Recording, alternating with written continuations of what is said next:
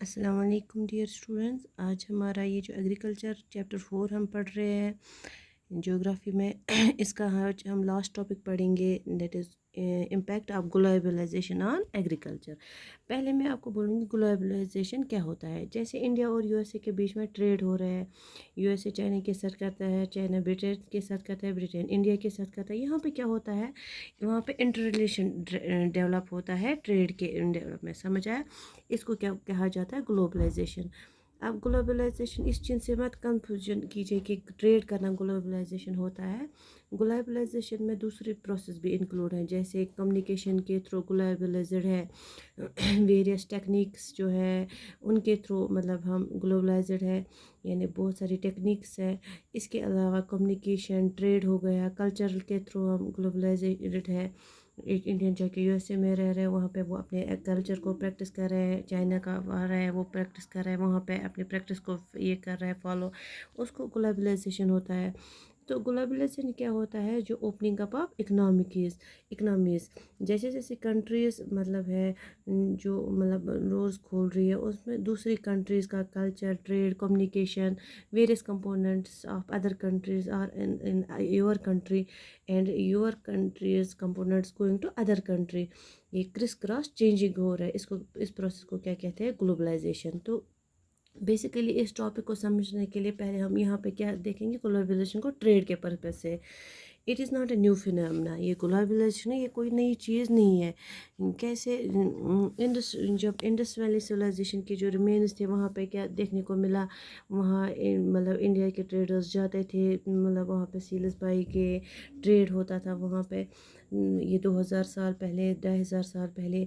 और सिमिलरली जो ग्लोबलाइजेशन को हम देखेंगे, जो अलग अलग राजा होते थे, एंशंट मतलब होते थे, वो क्या करते थे, वो दूसरी कंट्री से ट्रेड करते थे। मॉडर्न एम्पायर में मतलब ग्रीस से वो बहुत सारे रूलर्स भी आए, फॉरेनर्स भी आए, फॉरेन ट्रेडर्स भी आए। कोई यानी कि ग्लोबलाइजेशन कोई नई चीज़ नहीं है। और रिसेंट एग्जांपल्स हम देखेंगे हिस्ट्री में, ब्रिटिशर्स जो है उनके आने से एक ग्लोबलाइजेशन प्रोसेस एक्सलेट हुई। ब्रिटिशर्स आए, एक्सटेंसिव लेवल पे ट्रेड होना स्टार्ट हुआ। जब ट्रेड होना स्टार्ट हुआ तो हमारी गवर्नमेंट ने इंटरचेंजिंग स्टार्ट हुई इकोनॉमिक में। तो हमारी यहाँ से कुछ चीज़ें वहाँ जाती थी, वहाँ से कुछ यहाँ आते, यहाँ से लोग जाते थे, वहाँ से लोग आते थे। इससे चलते क्या हुआ, जो ग्लोबलाइजेशन है वो पीक प्रोसेस पे आ गया था ब्रिटिश पीरियड में, या ब्रिटिश का या ब्रिटिशर्स का हमारे पर राज चल रहा था, समझ आया। तो ग्लोबलाइजेशन ये कोई नई चीज़ नहीं, it is not a new phenomena, we are used to it. ये बहुत समय से चल आ रहा है, यानी कि ग्लोबलाइजेशन से हम बहुत ज़्यादा फेमिलियर हो गए, समझ आया। अब यहाँ पे अगली चीज़ क्या समझने वाले हैं, ये जो ग्लोबलाइजेशन है हमारे लिए नेगेटिव कब साबित हुई, यानी कि इसका क्या इम्पैक्ट पड़ा एग्रीकल्चर पे। यानी इससे पहले क्या इसका फ़ायदा भी हुआ था, बहुत सारे प्रोडक्ट्स बाहर भेजे गए, फॉरेन इनकम मिला, लेकिन उसके चलते क्या हुआ, ये प्रॉफिटेबल भी रहा। लेकिन अब हमें यहाँ समझना है कि ये हमारे लिए एक तरह का नेगेटिव फैक्टर कब बना। तो जैसे 1990 में इंडिया, वहाँ यहाँ पे हमने मतलब रिफॉर्म लाए, एलपीजी रिफॉर्म। जैसे हम यहाँ पे गैस सिलेंडर नहीं, ये एलपीजी है, लिबरलाइजेशन, प्राइवेटाइजेशन एंड ग्लोबलाइजेशन, समझ आया। जो ये लिबरलाइजेशन, प्राइवेटाइजेशन, ग्लोबलाइजेशन, ये कब आया, 1991 में, 92 में। फिर क्या हुआ इस पीरियड में, जब एलपीजी रिफॉर्म्स आए, तब इंडियन फार्मर्स जो है उनको नए चैलेंज का सामना करना पड़ रहा बिकॉज ऑफ एलपीजी। ये जो है एग्रीकल्चर हमें पढ़ना ही, इम्पैक्ट ऑफ एग्रीकल्चर सेक्टर पे क्या इम्पैक्ट पड़ा ग्लोबलाइजेशन का। जब लिबरलाइजेशन हुआ, जो हमारी इकोनॉमी हो उसको ओपन अप किया, उसके चलते क्या हुआ, जो फार्मर्स थे उनका कंपटीशन फेस करना पड़ा, किन के साथ, कंपटीशन इन इंटरनेशनल मार्केट। जब जो वो गुड्स थे इंटरनेशनल मार्केट में, वो इंडिया में आएंगे, इंडिया में बेचे जाएंगे, तो इंडिया फार्मर्स में उनको फेस करना पड़ा। तो इंटरनेशनल मार्केट्स में जो है उनको बहुत ज़्यादा कंपटीशन फेस करना पड़ा, जो मतलब इंडिया में स्टार्ट आना हुआ। उससे चलते क्या हो गया, जो इंडियन फार्मर्स जो है वो कम्पीट नहीं कर पा रहे, और they are not able to compete. समझ आए क्यों, हम अब देखेंगे वाई, यानी कि क्यों ये कम्पीट नहीं कर पा रहे, मतलब इन्होंने क्यों नहीं कम्पीट किया। तो उसने इसलिए कम्प्लीट नहीं किया है क्योंकि क्या है, जैसे मैं आपको बता लूँगी कि हमें मतलब स्कूल में हमने एक कंपटीशन मतलब ये लगाया कि रेस लगाने, वहाँ से जो जीतेगा, वहाँ से जो पार्टिसिपेट कर रहा है उसको देखेंगे। वहाँ مطلب ایک نے جیتا. لیکن یہاں پہ کیا ہوتا ہے, یہاں پہ انڈین فارمرز وہ کمپیٹ نہیں کر پا رہے, کیونکہ ان کو جن سے کمپیٹ کرنا ہے انٹرنیشنل مارکیٹ میں, جن سے ان کو کمپیٹ کرنا ہے, وہ فارمرز ایک ایج پہ ہے. وہ کیسے ایک ایج پہ ہے آپ دیکھیے, مان لیجیے انڈین فارمرز کو ایک یو ایس اے کے فارمرز کے ساتھ کمپیٹ کرنا ہے. یہی چیز میں نے آپ کو پچھلی ویڈیو میں بھی بتائی تھی. یو ایس اے کے فارمرز کے ساتھ جب یہ کمپیٹ کریں گے, وہ وہاں کے فارمر کیا ہے, کم ہے. وہاں کے گورنمنٹ کے پاس کیا ہے, زیادہ پیسہ. وہ اپنے فارمرز کو کیا دیں گے, ہائی سبسڈی, اور جو وہاں پہ جو فارم پروڈیوس ہوتا ہے وہ ان کو سستے میں بیچتے ہیں, کیونکہ ان کا کاسٹ کم ہے. جو ہمارے یہاں پہ فارمرز, یہاں پہ بہت زیادہ فارمرز ہیں, ان کو سبسڈی کم ملتی ہے, ان کو جو کیا ہے سستا نہیں بیچ سکتے ہیں. تو اس کے زیادہ کیا ہوتا ہے, وہ کمپٹیشن میں پیچھے رہتے ہیں. یعنی کہ Indian farmers are not able to compete because why, because of highly subsidised agriculture in developed countries جیسے U S A, European countries. وہاں پہ زیادہ سبسڈی دی جاتی ہے انٹرنیشنل کنٹریز میں, تو as compare to Indian farmer. سمجھ آیا؟ تو تبھی یہ انڈین فارمر جو ہے وہ کمپیٹ نہیں کر پاتے انٹرنیشنل مارکیٹ میں. تو ان کے کیونکہ ان کے پروڈکٹس کیا ہوتے ہیں, سستے ہوتے ہیں, اور یہاں پہ انڈین فارمرز کے پروڈکٹس پھر بک نہیں پاتے. یہ ہم نے گلوبلائزیشن کا امپیکٹ پڑا انڈین ایگریکلچر پہ. سمجھ آیا؟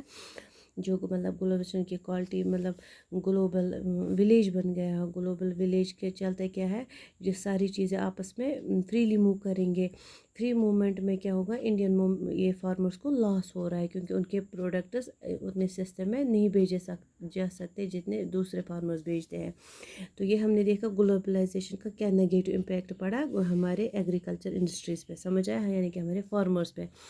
ایک اور ڈائمینشن یہاں پہ جڑا ہے, ان ساری پریشانی کو, جتنے بھی چیلنجز ہم نے دیکھے ان کو, یہ ہم کنکلوڈ کر سکتے ہیں کہ Indian agriculture is on crossroads. Crossroads مطلب چوراہے پہ کھڑا ہے.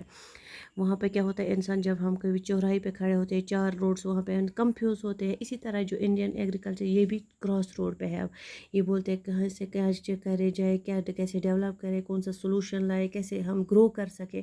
یہ کچھ چیلنجز ہے ہمارے سامنے. تبھی جو یہ انڈین ایگریکلچر ہے, یہ کس پہ آیا ہے, اب کراس روڈ پہ. اب ہم دیکھیں گے how to choose best road under this situation. یہ جو کراس روڈ میں کیسے سچویشن صحیح راستہ کیسے ڈھونڈ سکتے ہیں. اس سے پہلے میں آپ کو ایک اور چیز سمجھاؤں گی. جیسے میں نے آپ کو بولا, کراس روڈ کا آنے کا کیا وجہ ہے, پاپولیشن بڑھتی جا رہی ہے, فارمرز کی جو انکم ہے وہ کیا ہوتی ہے, گھٹتی جا رہی ہے. اسی طرح جو لینڈ آف انہیریٹنس جو ہے, یعنی کہ لینڈ سائز ہے, وہ بھی کیا ہوتا جا رہا ہے, کم ہوتا جا رہا ہے.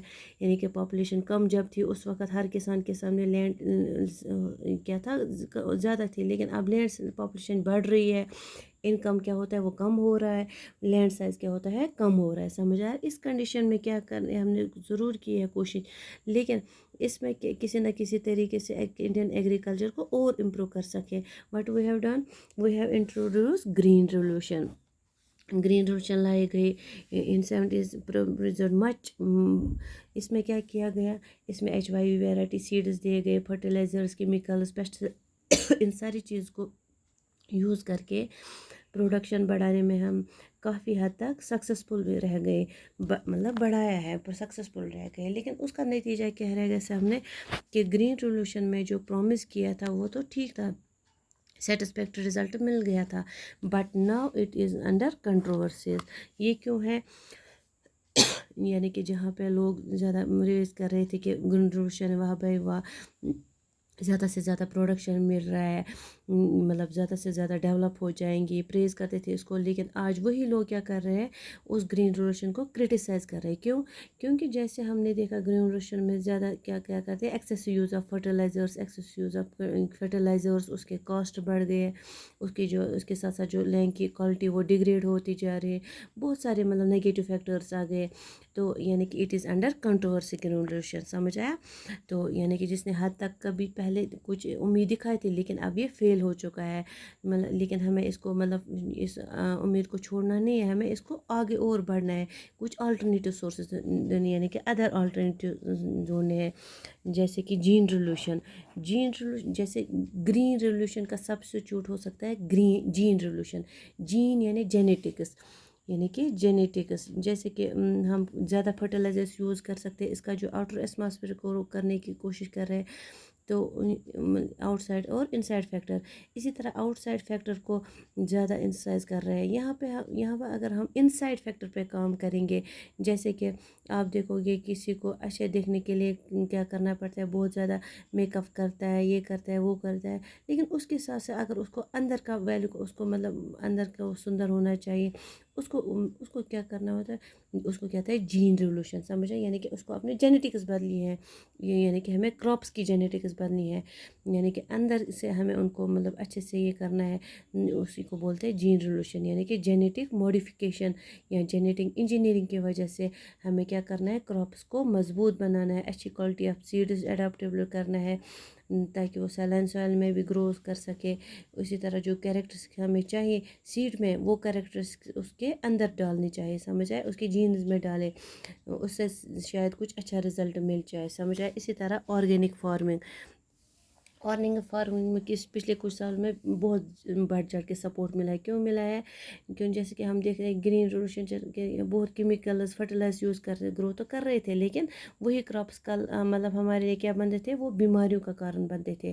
آرگینک فارمنگ میں کیا ہوتا ہے، لوگوں کا انٹرسٹ بڑھ رہا ہے، کیونکہ آرگینک فارمنگ جو ہوتی ہے وہ نیچرل ہوتی ہے، نیچرل ہونے کے ساتھ ساتھ وہ اس کے مطلب جو کیمیکلز اور فرٹیلائزرز والے کراپ ہوتے ہیں ان پہ نگیٹو ریپلشنز ہو، لیکن اس کا نہیں ہوتا ہے نگیٹو، اس سے کوئی بیماریاں نہیں ہوں گے، یعنی کہ آرگینک فارمنگ کو سپورٹ ملتا ہے۔ اسی طرح ڈائیورسفکیشن آف کراپنگ پیٹرن، وہ کیا ہوتا ہے، یہ ایک بہت بڑا مطلب ہے، یہ ہے کہ جیسے وہ بولتے تھے مونوٹر ویٹ اور رائس پہ فوکس کیا جاتا تھا، لیکن اس چیز کو ڈائیورسیفائی کیجیے، ضروری نہیں ہے کہ وہاں فوڈ کراپس کو کلٹیویٹ کیے، بلکہ جیسے کہ ہماری بک، آپ کی بک میں دیا گیا ہے، مطلب کچھ وہ ایک دم جو یہ ایک کراپس ہے، جچوبا ہے جوبا، یہ کراپس ہے، مطلب ایک طرح کے فیول کراپس ہے جو مطلب کلٹیویٹ کیے جاتے ہیں، جس سے فیول بنایا جا سکتا ہے۔